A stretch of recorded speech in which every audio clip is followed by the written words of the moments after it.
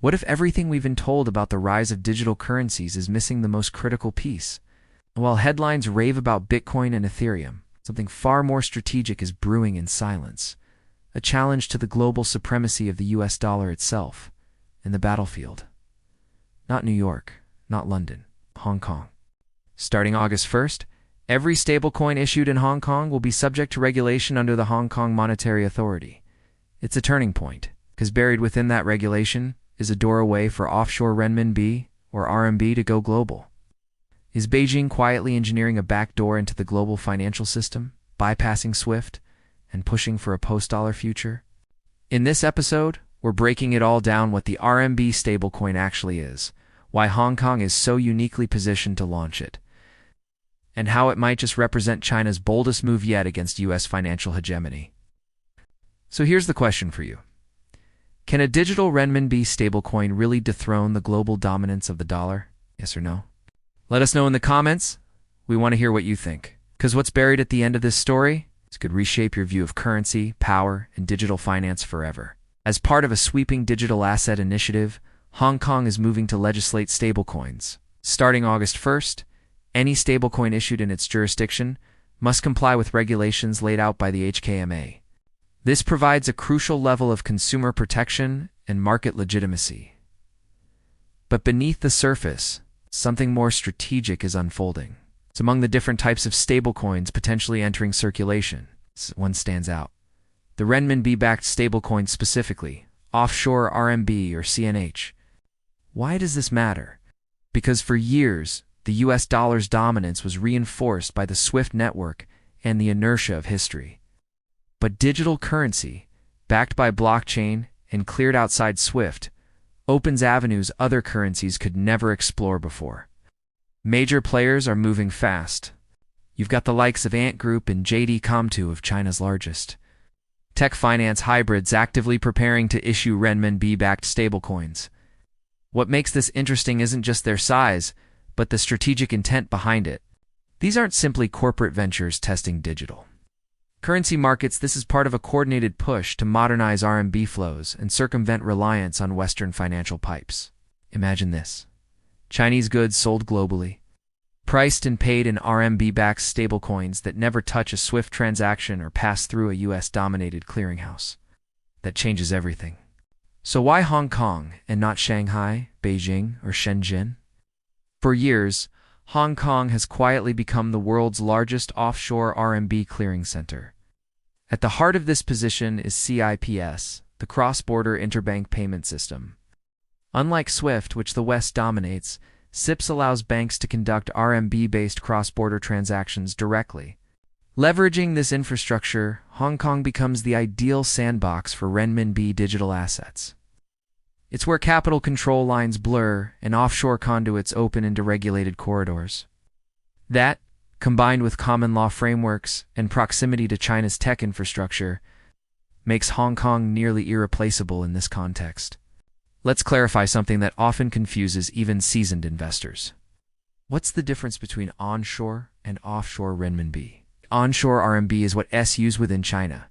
S, strict, capital controlled.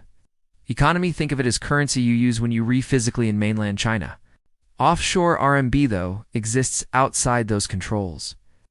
It's freely traded, settles across international borders, and is the version backing these upcoming stablecoins. This distinction isn't just academic, it's the mechanism by which RMB escapes internal constraints and enters global circulation. Picture this: a Chinese exporter receives CNH from a buyer in Europe. That CNH is then exchanged or transacted globally, moving through financial centers like Hong Kong and Singapore. That's how RMB inched toward true internationalization, cloaked as stablecoins, but powered by infrastructure like CIPS. Let me bring it closer to home with a scenario many of us from Hong Kong will recognize. Let's say you use an Alipay wallet linked to a local Hong Kong phone number. When you head into mainland China and start making purchases, everything feels seamless. But behind the scenes, you're switching between two systems. Alipay has historically operated different versions, one for the mainland, another for Hong Kong, and usually those are separate wallets with different levels of access and control. It's a microcosm of this onshore-offshore dichotomy. The digital interfaces merge the experience, but the regulatory and financial boundaries still exist. But with integration deepening and stablecoins entering the mix, these lines could blur even further. You might not even realize when you're moving from CNH to CNY to a blockchain-based token. And from a user experience standpoint, that's exactly the point. Simplicity cloaks strategy. Now we should address the elephant in the room. China still heavily restricts outbound capital. How can you reconcile strict capital controls with a vision of RMB internationalization? The answer lies in one term: use case. These new stablecoins are built on offshore RMB, the kind already floating beyond China's capital controls. They're not meant to replace the capital account, but to amplify digital finance use on top of what's legally accessible. Take e-commerce as an example. Chinese platforms offer goods abroad at competitive prices. If a European buyer can make that purchase in a Renminbi-backed stable coin directly, securely, without needing to swap into dollars, first it enhances speed, lowers cost, and quietly elevates RMB visibility. That's not breaching the firewall, it's working in parallel to it. The synergy here is undeniable. Stablecoins, especially those built on public or permissioned blockchains, offer a direct and programmable vehicle to export currency influence. These digital Renminbi tokens can plug into payment rails, smart contracts, or even financial instruments, meaning that if onshore RMB is restricted, CNH-based stablecoins can step in as proxies. Think of it as monetary judo, using the openness of digital finance to maneuver around the rigid frameworks it's long used to isolate China's currency. And with Hong Kong serving as the base of launch, governance, and enforcement, that gives it credibility most sovereign-backed digital currencies don't yet have. One common question we get is, what's the actual supply of offshore RMB underpinning these stablecoins? Isn't access limited? At a retail level? Yes. Chinese citizens are generally allowed to move up to $50,000 worth of foreign currency annually. And that's only one narrow pipeline for CNH formation. But at the institutional level, things work differently. Corporations move funds across borders continually through trade settlement, outbound investments, and government-approved quotas. When I worked in banking a decade ago, we navigated deals utilizing designated Chinese quotas to seamlessly shift capital between onshore and offshore markets. So, the reality is, there is already significant supply of offshore RMB liquidity enough to support the first waves of CNH-backed stablecoin issuance. And it's not just about volume, it's about structure. If these tokens become embedded in cross-border trade or digital platforms, then each transaction in any size contributes to the RMB's global footprint. If you're still watching, you're not here for surface-level headlines. You're here to decode signals that most mainstream outlets miss, so make sure to subscribe and tap the bell. Endgame World dives deep into global issues shaping finance, sovereignty, and the future of money, and our next episode might just affect what's in your wallet. When major corporations like Ant Group or JD.com get licensed in Hong Kong to issue their own stablecoins, here's what it really means: foreign investors can directly purchase these tokens, which are pegged to offshore RMB. That opens a new path entirely. These are not just digital tokens, they're programmable, tradable proxies for a state-backed currency that's long been confined by capital controls. Why is that significant? Because offshore RMB, unlike its onshore sibling, is already outside China's regulatory firewall. It's in the wild, so to speak. That brings us to a turning point. If an international investor buys Ant Group's stablecoin, and that token is spendable, tradable, and recognized across jurisdictions, that investor becomes a participant in RMB's internationalization, whether they intend to or not. In other words, buying and using a CNH-backed stablecoin isn't just a financial transaction, it's geopolitical participation. People often ask, why keep separating RMB into onshore and offshore at all? Isn't it the same currency? The answer lies in capital controls. Onshore RMB is tightly managed. It can't freely flow in or out of the country without approval. Offshore RMB, by contrast, operates without those restrictions. It's more like the Hong Kong dollar or even the dollar itself, tradable, swappable, and beyond the fences of direct policy control. The problem is this. Despite this freedom, offshore RMB still faces limited use cases. In real-world scenarios, most traders and investors still convert CNH into USD or HKD, the moment it hits their hands. Why? Because most global assets are priced in those currencies. You might receive CNH, but you still pay for oil, stocks, and commodities in dollars. And that's why developing RMB-linked stablecoin infrastructure isn't enough on its own. The killer app is what's needed: some real demand that makes people want to keep, use, and transact in RMB rather than convert it back immediately. This is where the potential of blockchain-based RMB stablecoins becomes real. Let's say a token is pegged 1-to-1 to CNH. Previously, if I wanted to make an international investment or buy RMB-backed products, I'd need to first exchange my local currency into USD or HKD, then navigate through additional channels to ultimately reach RMB. But with a CNH-issued stablecoin, I can go straight in. So yes, theoretically and increasingly practically, these stablecoins can be used directly.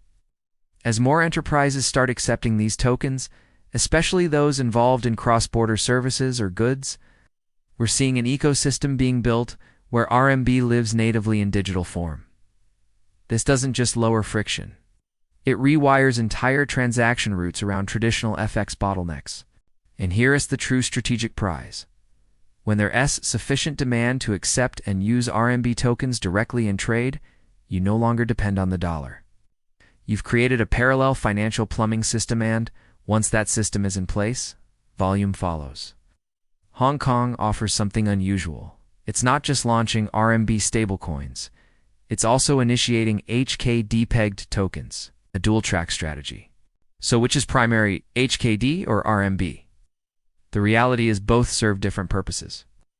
While eHKD has already been tested in pilot phases by the HKMA, its full-scale application will depend on broader integration with traditional capital markets. Here's one smart use case. Imagine buying shares on the Hong Kong Stock Exchange. What currency would you use? Hong Kong dollars.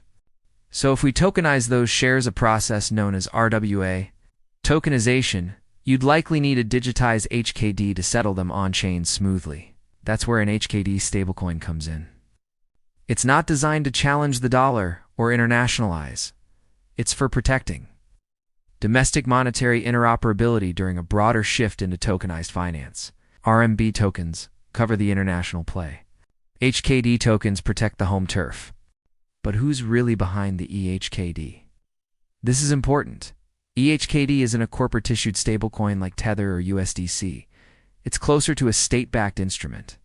The Hong Kong Monetary Authority is directing the initiative, even partnering with banks such as HSBC to test digital settlement.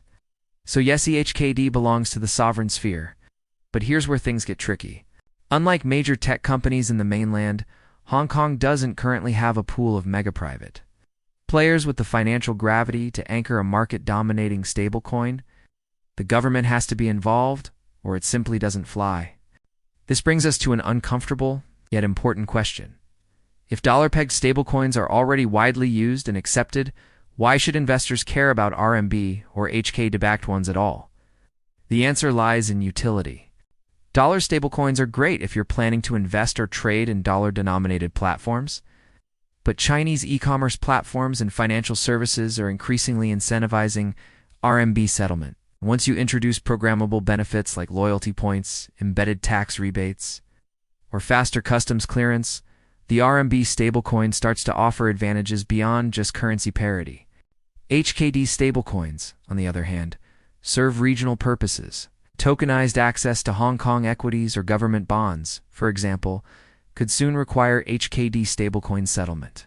You're buying a stock not with traditional fiat, but with digital HKD equivalent to shift, not just in format, but in financial architecture. Of course, creating a proper ecosystem for HKD-backed stablecoins isn't just a technical issue. It demands political consensus and regulatory synergy. You'd need a full alignment across the HKMA, the Securities and Futures Commission, and possibly legal reform measures to define tokenized assets within the framework of licensed exchanges. So this isn't a startup project. It requires coordinated execution between banks, regulators, the financial sector, and software infrastructure providers. Only then can HKD stablecoin-backed tokenization of real-world assets like stocks become a dominant pathway rather than a speculative trend. let's be blunt. The market still sees the Hong Kong dollar largely as a shadow of the US dollar, a proxy more than a standalone force. So even if we tokenize HKD, even if we build platforms atop it, it's still descending from a dollar standard in some form. What's different is how we use it. Think of it as context, not revolution. Instead of using regular HKD to buy equities, we now use HKD in token form.